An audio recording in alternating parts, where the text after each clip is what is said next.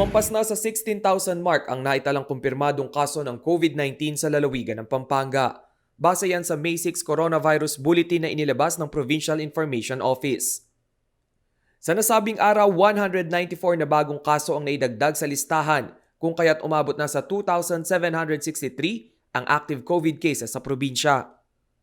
Kaya naman ang ilang kababayan na tulad ni Jeric Manabat nananawagan na sa lahat ng residente ng lalawigan na sundin ang itinakdang health at safety protocols ng Department of Health. Iwasan na rin umano ang pagdaraos ng mass gathering na siyang pagsisimula ng virus transmission. Magkaka-COVID yan, nagsama-sama sila eh.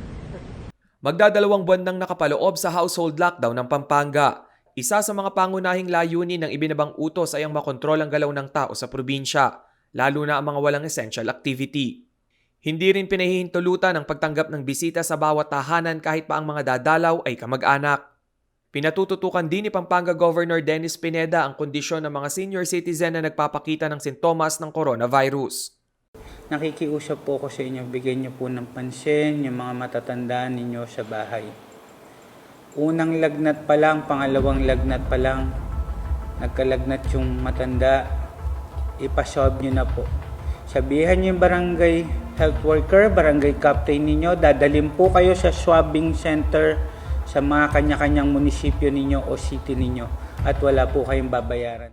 Sa nakalipas na public address ni Pineda, sinabi niyang sa nakalipas na 1.5 buwan, 6 hanggang 7 kababayan ang namamatay kada araw dahil sa COVID-19.